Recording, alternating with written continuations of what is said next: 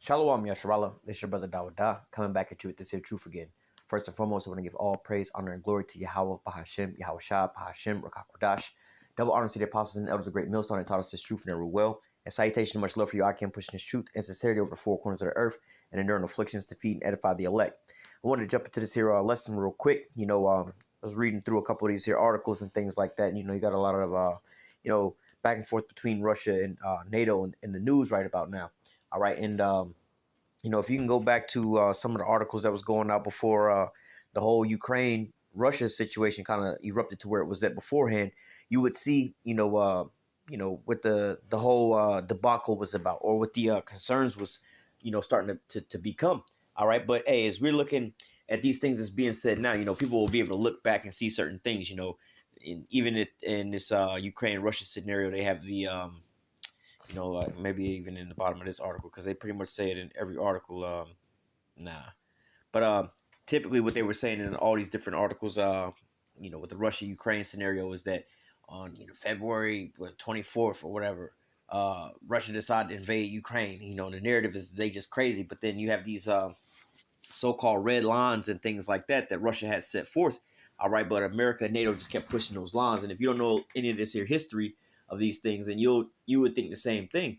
All right, but even as we're going forward, all right, in this whole scenario, we're gonna read through two different articles, but you can even see, all right, what Russia is saying, what their demands are, all right, and again, not, speaking from their side, it's not really that they're trying to encroach on anybody else. In fact, all they're saying is just leave us alone, back up off of our borders and things like that. All right, but yet and still, the things that America is doing, the beast is pushing, or the horde that's controlling the beast is doing, is provoking Russia into this here war. All right, and we know and understand according to prophecy how this all ends up. But this is what you're starting to see, the how did it say the the magic in the making, or however you say that term. You seeing everything being built up right about now. All right, you hear about the wars and the rumors of wars and how we got there. This is the if you understand what's going on, you're witnessing the buildup of World War III being set in place. All right, and and looking, ultimately, the king's heart is in the mind, or is in the hand of the Most High. All right, he's the one that's controlling all of them. But just carnally speaking and looking at this here scenario, you see in there Russia's being very how you could say forgiving. They're being very patient. All right, begging and pleading with the American population. You have what your boy name was, Putin, a couple years back, I believe, maybe under the Obama administration, that was begging the American citizens to pretty much check your leaders, get your leaders back in order. All right, because they're barking up the wrong tree. All right, and now look at where we're at today. All right, so let's read this a little bit, and we'll go through some of these the issues with these things, the provocations. All right, and we're gonna get into the scriptures of what all this leads up to. And there's a big controversy over who is most people agree on who Babylon the Great is, or who America is in the scriptures. All right, but then there's a controversy over who is the wicked, who is Esau, or who the so-called white man is according to the Bible, and all these different things. But hey, prophecy don't lie. All right, you're seeing all these things being shaped up and how close we are, measuring the time diligently. And again, going into these here articles, all right, it should show you how far off we are. All right, because this is what, like, the scriptures say, and we'll get to it in the scriptures about, he's pretty much catching himself in his own trap, his own snare. All right, all these different things is leading him to his own demise, bringing him to the king of terrors. All right, all these different things that he's doing to these different nations by rape, robbing, and murdering these other nations. All right, it's going to create a hostile environment for all the other nations to look at them. All right, some type of way. And you see this is what's going on with America's allies when it comes to NATO and the EU, and how they're actually looking at America right about now. All right, like Obadiah 1:7 say, hey, they that eat thy bread, they're promising you peace while plotting to destroy you. All right, but yet and still, you have these damn devils that's doubling down. Now, granted, this is what's his name, Hans Stoltenberg. All right, who's pretty much the so-called head leader of NATO right now. But in that position, that person changes in that position quite often. But nevertheless, we know where they're actually getting all their marching orders from. All right, again, going to the scripture, the whore is controlling and ruling the beast. All right, it says NATO reaffirms pledge to expand into Ukraine and Georgia despite conflict. All right, now again, going into the history of this here scenario, you can go back and you can look as far back as if you actually look at a map, you'll all this makes sense about where they are now. When you look at a map in modern day today, all right, you see basically like I believe it's called Russia or maybe the Russian Federation. But anyway, before that was the USSR, all right, which was basically where you didn't have these other scenarios weren't actually countries; they was part of Russia. All right, but as the scriptures speak about, the hooks being put into the jaws, being brought back. Hey, but this is what and the nations drinking it for wine, therefore the nations are mad. The nations are starting to wake up to being played, by America. Now, granted, you do have a straight out puppet that's in a position of power in the Ukraine. Ask them Ukrainian people, the population, how they feel about this here war with Russia. Ask those Ukrainian people how they feel about NATO and the EU and what they over there doing. They'll tell you, on the contrary, hey, bro, we don't want no smoke with Russia. And we damn sure don't want the Americans or NATO and all them people coming over here for us. We don't need y'all help. We don't need y'all bringing all this here, scenarios that's going on to us, man. All right, it sounds a little crazy for, you would, from the propaganda and the news and the media, you would think that the Americans are the heroes, but just like go to Iraq, ask those people that was living in. If Saddam Hussein was so bad, ask them people in Iraq, did they like living under Saddam, or did they like what happened when America went over there and so-called liberated them from Saddam? All right, you had a multiple terrorist groups that came up out of there, but you had terrorist groups like ISIS or ISIL, whatever you want to call them, that came up out of Iraq. They didn't have them over there before that, man. They didn't have them people terrorizing them like that before that, man. Their country wasn't destabilized and everything else like that. So hey, talking to that civilian population, they were like, look, Yankee, go home. We would have took Saddam all day, every day. We were straight over here before y'all came over here, despite your propaganda. But hey, this is what's going to lead to everybody's demise. Now, hey, this is a carnally speaking.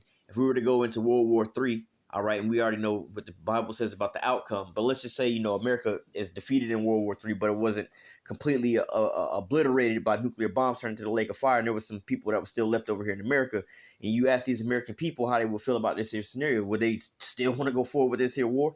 Would they still want to keep going? No, you'd have majority of these Americans say, no, we good. In fact, that's pretty much the sentiment, the last couple of months here in America, man. A lot of these people saying, look, bro, we're not really with this Ukrainian shit no more because our gas prices are going up, food prices and everything is going up, and we're not getting no benefits out of these things. If anything, we're just paying a price, and we don't know no Russians to begin with. That ain't even our problem. But yet, hey, this is what America's doing to bring them to their own demise. It says the head of the U.S.-led military bloc could still offer no timeline for when Kiev might attain membership. So see how it's worded there? The head of the U.S.-led military bloc, all right? The U.S.-led, the whore that's riding upon the beast, all right? It says NATO has reiterated its 2008 pledge, all right, going again back to, this is, you can go way, way back to 2008 and 2014, where basically this here conflict in Ukraine even started at, man. All right, people think that this is just, Russia just and woke up one day and invaded because they just Vladimir Putin just a bad person. No, man, this is all built up from what America's doing. And again, all you have to do is know about, basically look at a map of the USSR and look at a map of that area today, and you'll see, that these countries were a part of Russia, and then going into the Cold War, what America wound up doing, all right, to break up the USSR, all right, and what they're trying to do and what they've been doing. Just look at the maps, how the maps change over time, year after year after year after year. You go from the USSR, all right, to all that breaking up, all right, to now all those nations that were a part of the USSR are now becoming what? NATO allies, NATO members, and things like that. So now the West, NATO is American led, is encroaching and circling around Russia. We know, which we'll touch on the other article, what they're trying to do to Russia and end all be all. All right. But hey, this is going to blow back up into their face. All right. It says NATO has reiterated its 2008 pledge to admit Ukraine and Georgia, both neighbors to Russia, insisting that the organization will continue to expand its presence in the former Soviet Union. Now, this was part of the agreement that they made back at that time. They was not going to move 1 inch closer towards the east. All right. But what have they been doing the whole time? Expanding its presence into the former Soviet Union. All right. It says Moscow has repeatedly warned. All right. This is that red line. Moscow has repeatedly warned that it regards the encroachment of the military bloc towards its border a major security threat. So this is part of Russia's demands. Hey, stop encircling us, man. Stop getting all up in my face. You know how you have somebody say, hey, bro, stop putting your hand in my face, bro. Stop putting your hand. Stop touching me, man. Stop pushing up on me. Now, you can't sit there and say, when that person get pushed to their limits, when they start swinging on the old boy, you can't say that that person just out of nowhere woke up and just started swinging. Nah, he told him multiple times, get your hand out of my face, back up a little bit, you stop touching me. And then that person didn't want to stop touching him, so what? He swung on him, man. All right, it's completely justified. Hey, he told you to back up, you shouldn't have been fucking with him, right? It says, following the meeting in Romania, the Romanian capital of Bucharest, on Tuesday, NATO foreign ministers issued a statement reaffirming the 14-year-old attempt to someday grant membership to Kiev and I can never pronounce this, Sibili. But going into this here scenario, all right, you have to understand that, look, they've been working to try to get, Ukraine and these other nations that's surrounding Russia to be a part of NATO. All right, and it goes further into that Article 5. Basically, they just want to start a war with Russia, man. And Russia is seeing the basically the thing that's going on with that is how you call it a siege. All right, I'm not going to read the rest of this here article, but I did want to, but for time's sake, we're not going to read it. But there was something here I wanted to bring out though, real quick, because it was pretty funny about it. It says, all right, the NATO chief also declared that the alliance door, well, it should be open door policy. Or never mind, it says the NATO chief also declared that the alliance's door is open to new members, citing the latest administration of Montenegro and North Macedonia, as well as recent applications from Finland and Sweden. However, when pressed on when Ukraine might finally be granted membership, Stoltenberg suggested the issue would not be settled. That wasn't what I was looking for. Oh, here it is. It says, despite NATO's professed open door policy, the alliance requires aspiring members to meet certain criteria before joining, including upholding a democratic political system, market-based economy, fair treatment of minority groups, civil control of the military, and some level of compatibility with existing NATO forces, among other things. All right. So let me just finish up. It says whether Ukraine has met those requirements remains unclear, as Western officials have been reluctant to discuss any exact time frame for when NATO will make good on its 2008 pledge. Now, again, going into this, you just see that they pretty much, like the scriptures say, they heapeth unto them all people. Basically, they just want their resources. Make sure that because hey, they're not gonna bring somebody. It's like, what do you bring to the table? We're not gonna just bring you in to NATO and have to protect you if we gonna just benefit you. You're not benefiting us. We don't give a damn if you benefit. The benefit that these nations so called get is protection. All right, but you can see like with the situation with Turkey and the Kurds, America and NATO is not trying to, again, Article 5, they're like, well, if one NATO member is attacked, then all NATO goes out. But you see Turkey and the Kurds over there fighting, and NATO ain't going to go to their aid. But then when so-called terrorists attack America on 9/11, all of NATO mounted up against them. But you see, this is one-sided. You see what's going on. These nations are waking up to these things, man. All right, but getting still, going on to this, it says this open door policy. There's two things I wanted to touch in on that, but it says, well, let me touch on this, the open door policy. It's funny how, way early off and multiple times after, even Vladimir Putin is often asked about joining NATO, all right, which will kind of put a stalemate on the whole scenario because, hey, look, well, how come we can't be a part of NATO and everything? And they the only people that won't, America won't really allow to be a part of NATO because this is kind of like, well, nah, bro, we trying to fight you, so nah, you can't rock with us. You got two different groups of people, or you trying to single somebody out. Nah, you can't be on our team. We trying to plot on you over here real quick. But hey, this is what's going on. But it said, despite NATO's professed open door policy, the alliance requires aspiring members to meet certain criteria before joining, including and upholding a democratic political system, one that they can control, and market-based economy, one that they can manipulate, and fair treatment of minority groups, which, again, that's neither here nor there. But the point I wanted to grab was the democratic political system and the market-based economy. All right, and then we can get it in Habakkuk about they gathereth unto them all nations and all people. All right, and they do these things for the point of, in fact, let's just go ahead and grab that real quick. We'll come back to this. Habakkuk 2.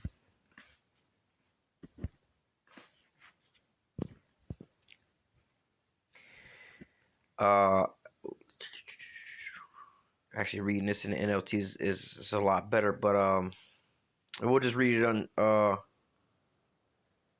We'll read 5 in the NLT. It says, wealth is treacherous, and the arrogant are never at rest. All right, America, they constantly in everybody else's nation. You seen 2001. They went on that 20-year war. All right, and while they was at war with one nation, they went into a war with another nation and another nation and another nation simultaneously.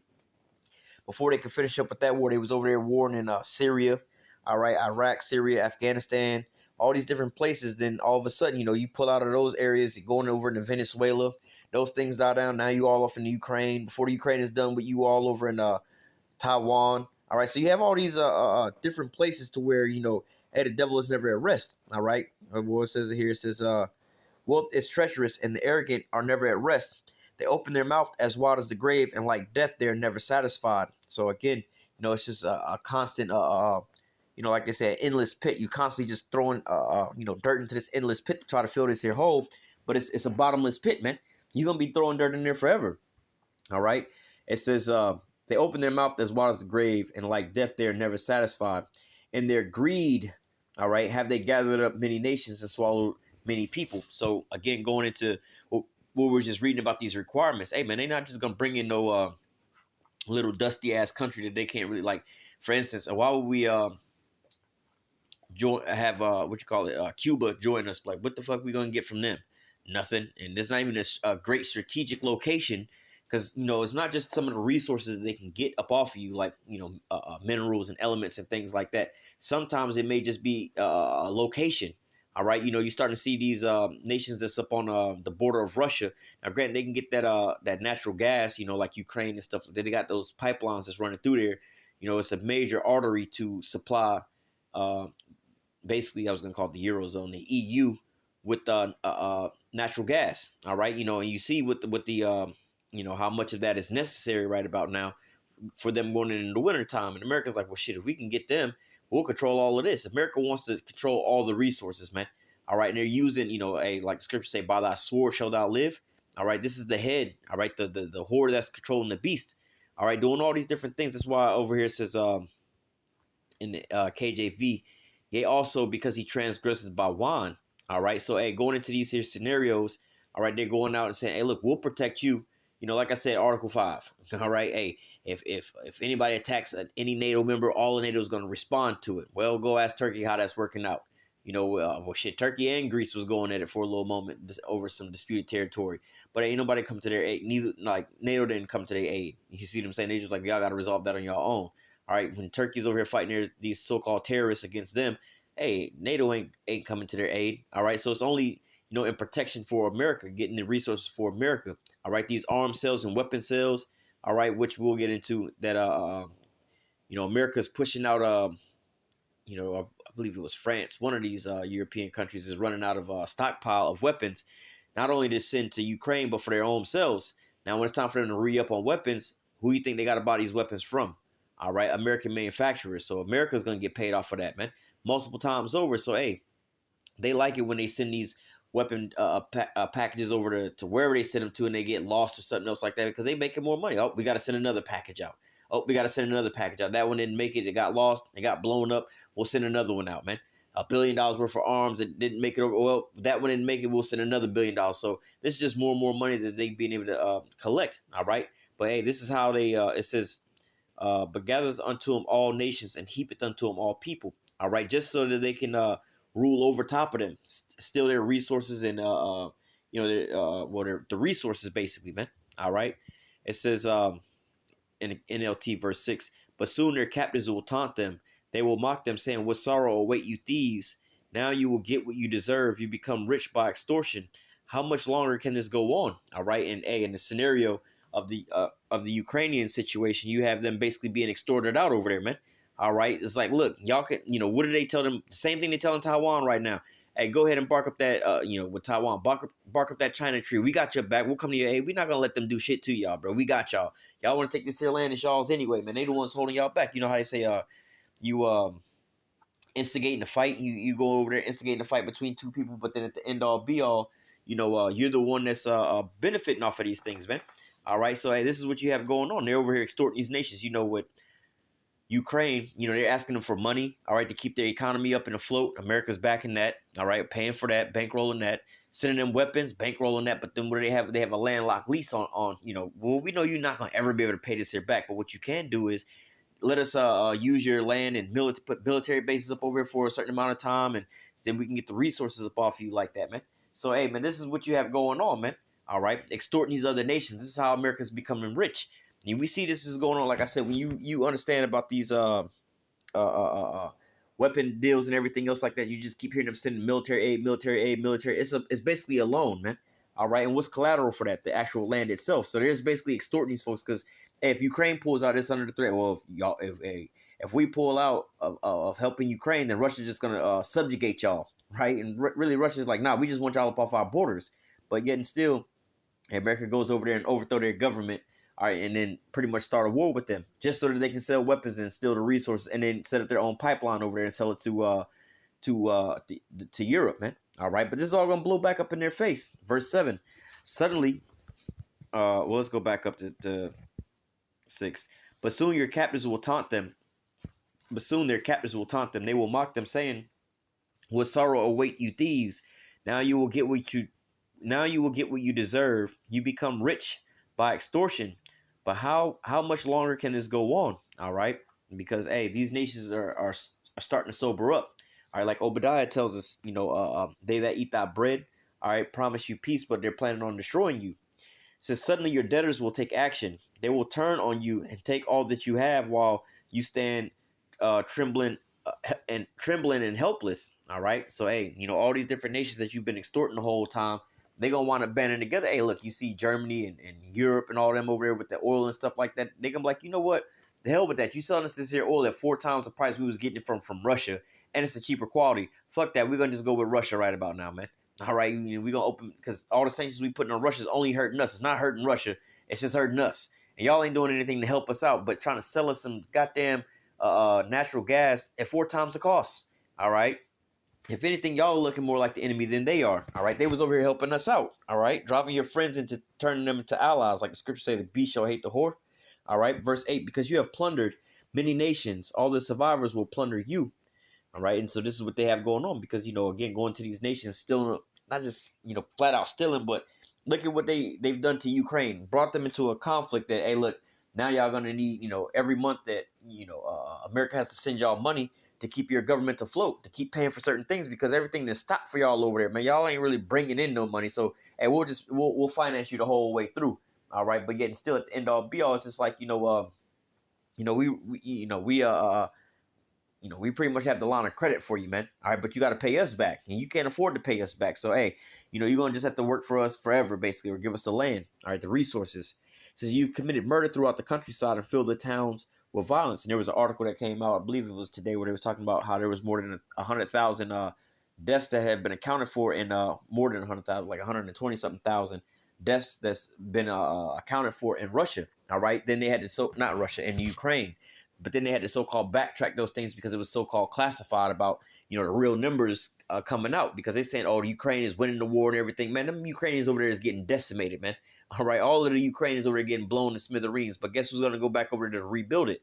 All right, just like in Iraq with KBR and Halliburton and stuff, they blew up all the infrastructure just to go back to rebuild it all to make money. All right, have these people by extortion, man. All right. Let me go and grab this. Let me get this other article real quick. We'll go and grab that.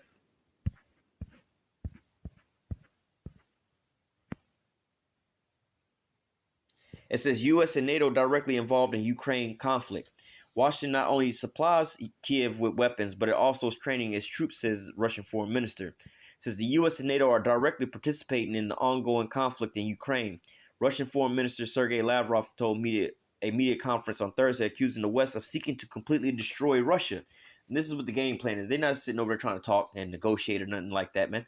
All right. Lavrov pointed out that Washington and its allies have essentially announced to the public that they are not just seeking Russia's defeat on the battlefield, but they want to destroy it altogether as a player. Now, granted, they said that that Russia as it stands today, but they said that they're pushing for regime change, basically so they can get their own puppet up over there. All right, and then they can exploit all the resources. All right, it says because they know how valuable Russia and that Russian natural gas is it's basically a lifeline to Europe. All right, we're gonna see here in this here winter how much they need it up. Their whole economies are collapsing over this right as we speak now. All right, And the only life support that they have is what? Russia. All right. Well, I mean, they can get it from America, but again, this is going to bankrupt. They can't afford it. It's 4 times the cost. All right. So it says there's even some discussion on how they could divide up Russia territories among themselves. The diplomat added, "Don't say that the U.S. and NATO are not participating in this war. You are directly involved," Lavrov stated, noting that the West is not only supplying Kiev with weapons, all right, those whose sole purpose is to kill Russians, all right, but it's also training the Ukrainians, the Ukrainian military in the UK and Germany and in Italy, all right. So hey, not only they're supplying them weapons, they're training the troops over there, and then also because again, like I said, with Ukraine, they're bankrolling their so-called economy. All right. It says he added that aside from the significant number of mercenaries, there's also an ever increasing number of Western instructors who are working directly on the ground in Ukraine and are showing troops how to fire the trinkets that have been supplied to the country. According to the report of CNN, the Biden administration is currently considering a dramatic expansion of training the U.S. military provides Kiev. The plan could include instructing as many as 2,500 Ukrainian soldiers a month at, at a base in Germany, the channel claimed, citing multiple U.S. officials. Washington has already committed close to $20 billion in security assistance to Kiev since the beginning of the conflict in late February. Last month, Moscow summoned the British ambassador to Russia over claims that the UK had provided training to the Ukrainian forces that attacked the Russian Black Sea Fleet in Crimea in late October. The British Defense Ministry, however, has denied the allegations. So, hey, it's clear as day. It's not hidden or anything else like that. What's going on? And these Russians are upset. All right, these Russians are one second. These Russians are pretty much say, hey, look. First of all, the red line is what stop supplying Ukraine with weapons. All right, no more encroaching onto our borders. No more trying to get all these nations on our borders to become NATO members and things like that. But what is America doing? They're doubling down. And now Russia said that basically anybody that's helping Ukraine out with this scenario is pretty much should be in the war as well too. But you see, America is dancing on one side of the line, like, no, we're not involved, we're not involved, we're not involved, we're just sending aid, we're sending aid. But it's like, well, look, y'all do, y'all feed, I'll give you an example of, you know, let's just say you got a guy and a girl together or something like that, and then, the dude don't want his old lady going out with her little hood rat ratchet homegirls and everything because they know how they are, and the other girl's like, I didn't hook your old lady up, but so on and so forth. Yeah, but you took her to an all dude house party where all these dudes was at for her to talk to her. Like you brought her to this here scenario, man. Everything was straight before you brought her over. So now, you see, you supplied her with the situation for things like this to happen. All right. You know what I'm saying? Or you take a relapsing drug addict or something like that to a goddamn drug house. Like, well, I didn't force him to do no cocaine. Like, yeah, but you brought this nigga around all the shit and left this nigga here so he could, you knew what he was going to do. You know what I'm saying? So, hey, this is what basically America's doing with not NATO, with the Ukraine. All right. And Russia's not having that. All right. This is Job 18:7.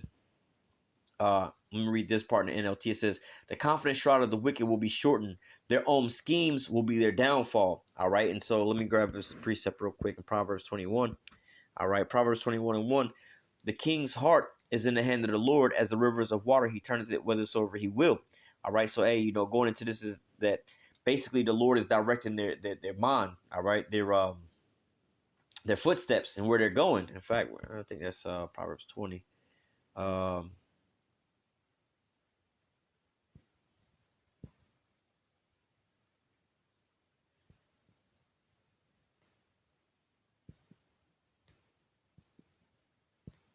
Give me 1 second.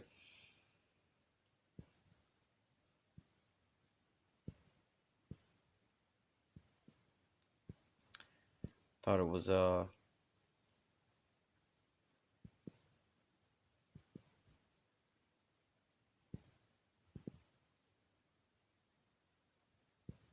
here it is.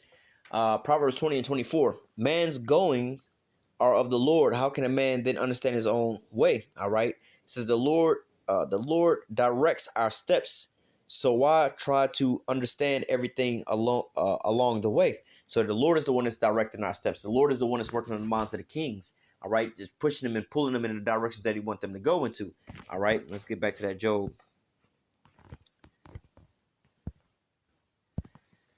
All right, so Job 18:7 back in the NLT says the confident stride of the wicked will be shortened. Their own schemes will be their downfall.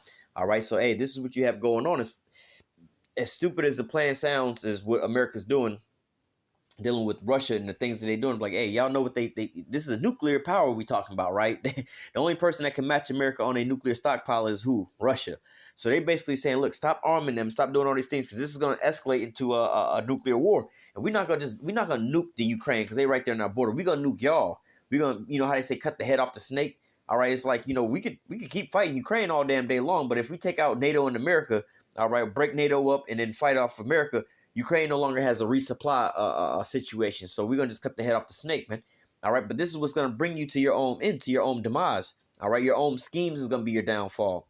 Verse 8: For he is cast into a net by his own feet and walketh upon a snare. The gin shall take him by the heel, and the robber shall prevail against him. It says there is a snare laid for him in the ground and a trap for him in the way. All right, say, hey, the Lord's working on their minds. He's got him in his trick bag. All right, the deceived and the deceiver. All right, so hey, you have situations like well, we'll set up these different sanctions on Russia and everything else like that, but then them sanctions wind up affecting who? Your EU NATO allies and things like that, man. All right, when you try to start selling them this natural gas at a higher price, they get a sour taste in their mouth, man. All right, you doing all these different things like this is only bringing out what? It's only bringing out a different, not to say a different side, but how these nations really feel about you, man. All right, they're like, they're starting to sober up. They're starting to see you for who you really are, man. See you that you don't have their best intentions. So guess what? These are the things that's like Obadiah 1:7 speak on. And I don't quoted this so many times. Let me just read it. All right, and I'm gonna read this in the NLT real quick. It says Obadiah 1:7. All your allies will turn against you. They will help chase you from the land. They will promise you peace while plotting to deceive and destroy you. Your trusted friends will set traps for you and you won't even know about it. So this is what you have going on right about now, man. All right, these nations who are promising to put these sanctions and these wars on Russia and everything else like that, and going along with them, sending this here aid to Ukraine and everything, following along what America's going on. But as they start to see that their economies are collapsing, their military hardware is dwindling down. All right, they're not making no money off this conflict. They're only spending money. They're only losing money. They're only losing allies. They're only losing trading partners with these things. Eventually, they're gonna what? They're promising you peace while they're plotting to destroy you on the flip side, man. Hey, look, we're gonna have to do something because we can't sustain doing this, all the way on out. And once Russia's fully backed into a corner and we got them to where they're about to lose the war, they're about to lose everything. You think that they finna lose their whole country and everything that they stand for? What do you think they're gonna do? You don't think that they're gonna push the button over there, and then we had an all-out nuclear warfare, and Europe is gonna get hit before America gets hit because they closer to Russia, man. So hey, you're destabilizing the whole global economic sense, man. Everything is collapsing around you in these things. So what? These nations are starting to see what's how they say I got to do what's best for me. All right. So let's go back to where we had Habakkuk. Uh,